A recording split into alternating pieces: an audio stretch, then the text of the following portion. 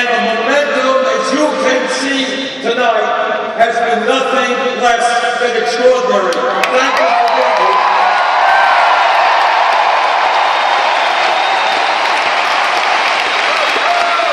We have had great crowds in my hometown of Burlington, Vermont,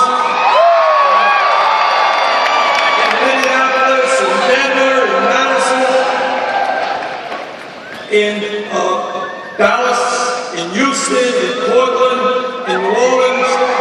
Last night we had 15,000 people out in Seattle. Portland, you have done it better than anyone else.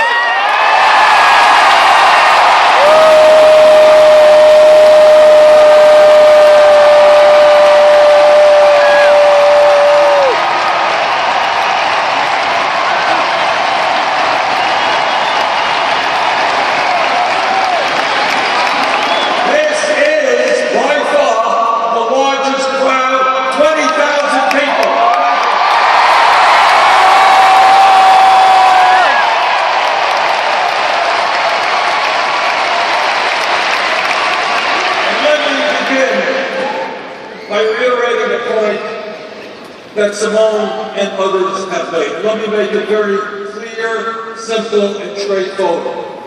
There is no president who will fight harder to end institutional racism in this country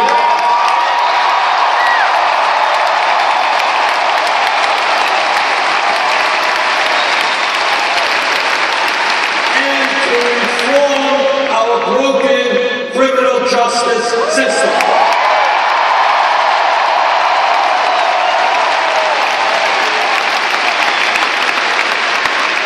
Today in America, we have the unfortunate distinction of having more people in jail than any other country on earth. I want to see this country not have more people in jail, but have jobs and education rather than incarceration.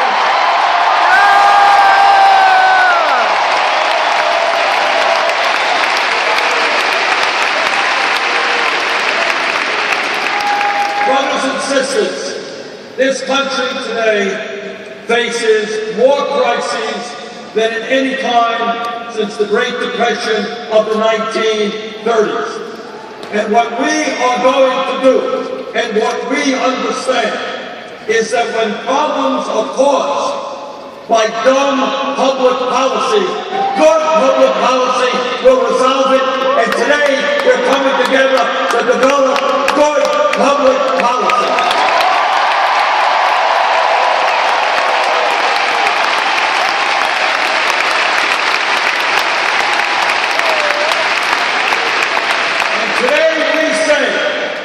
Loudly and clearly, that this great nation belongs to all of us, not just a handful of billionaires.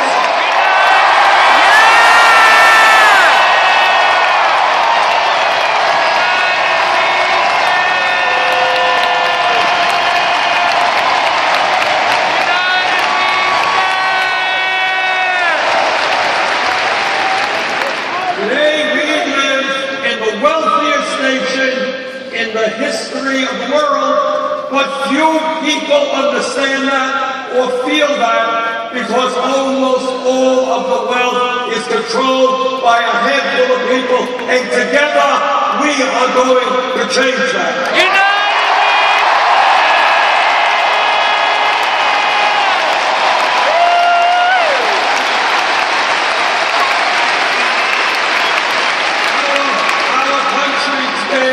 Has more income and wealth inequality than any other major country on earth, and the gap between the very rich and everyone else is worse today than at any time since 1928.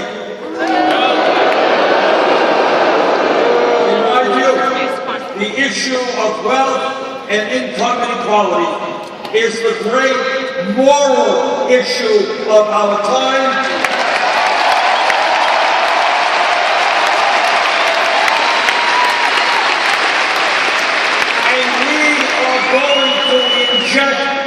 issue of morality into politics today.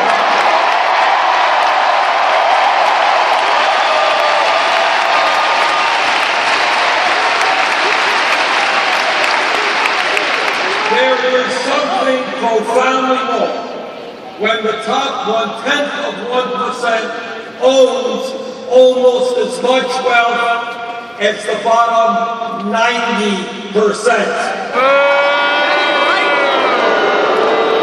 There is something profoundly wrong when over 50% of new income generated today goes to the top 1%.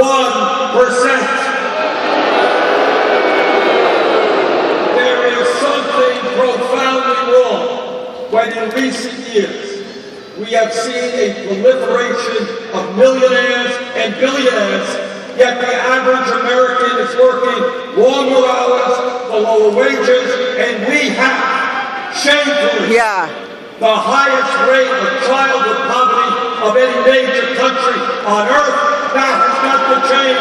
That will change.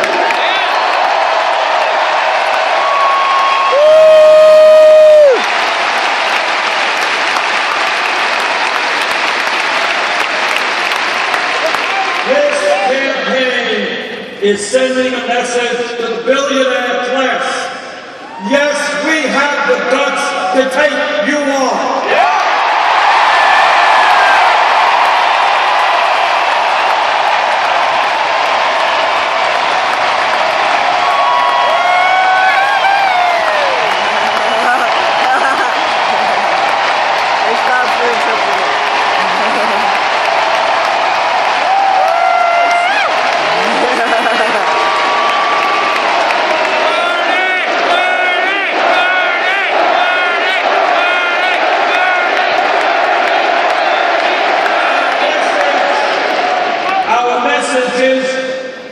To the billionaire class, you are not going to continue to get huge tax breaks when children in America go hungry.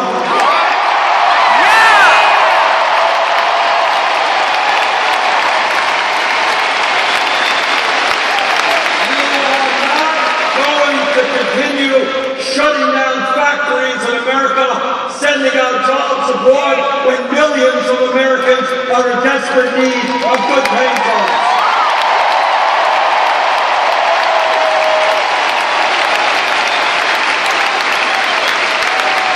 You are not going to continue to hide your billions in profit in the Cayman Islands and Bermuda.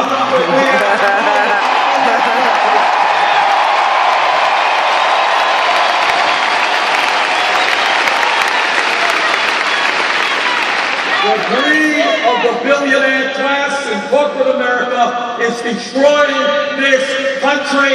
Enough is enough. It's going past.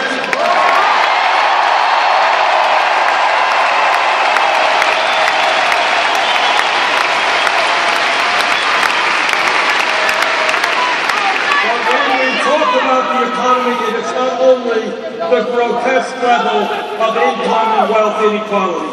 It is the tragic reality that in this great country, the middle class, once the envy of the entire world, has been disappearing for the last 40 years.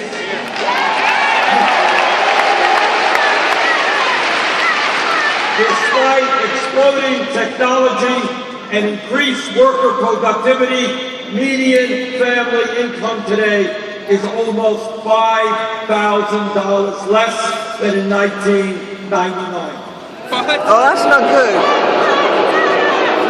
In my state of Vermont and here in Oregon, it is not unusual to see people not just working one job, working 2 jobs, working 3 jobs, trying to cobble together some income and some health care. That is not what the American economy should be.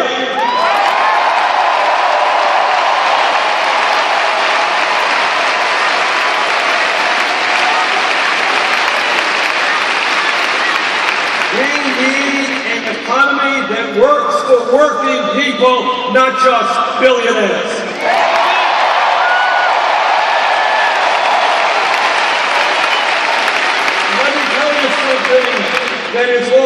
not discuss. Every month, government comes out with a statistic on unemployment. Last statistic said that official unemployment was 5.3%. But what they forgot to tell you is that statistic did not include those people who have given up looking for work, those people who are working part-time, add it all together, real unemployment is over 10%.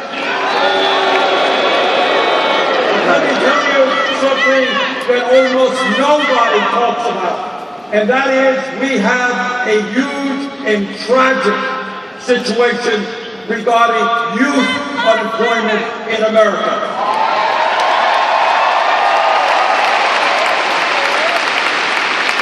Last month, I asked the Economic Policy Institute to do a study to find out what real youth unemployment and underemployment was in America. And this is what they came up with.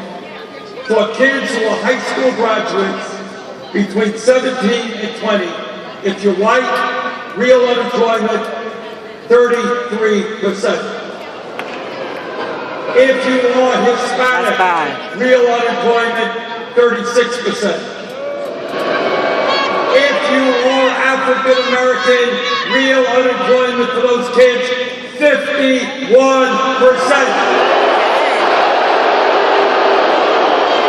We cannot turn our backs on an entire generation of young people.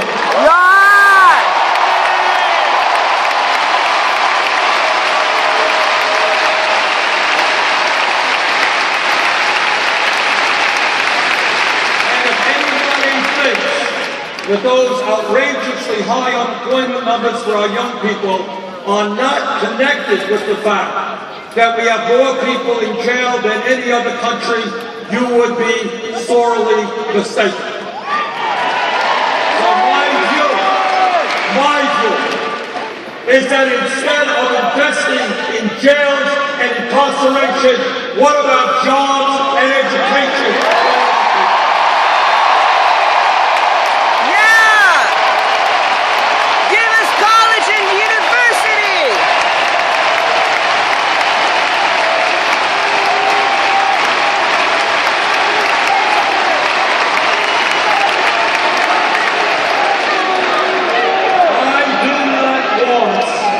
The United States to continue to have the distinction of having more people in jail, more lives ruined than any other country. I want our country to have the distinction of having the best educated population on earth.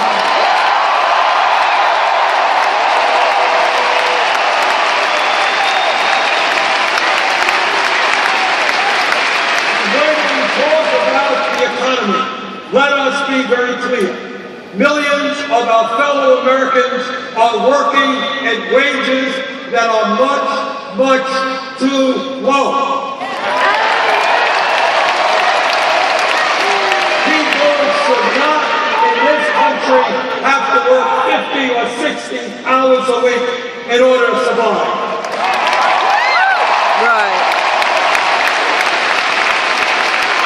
The federal minimum wage of $7.25 an hour is a starvation wage. It has got to be raised.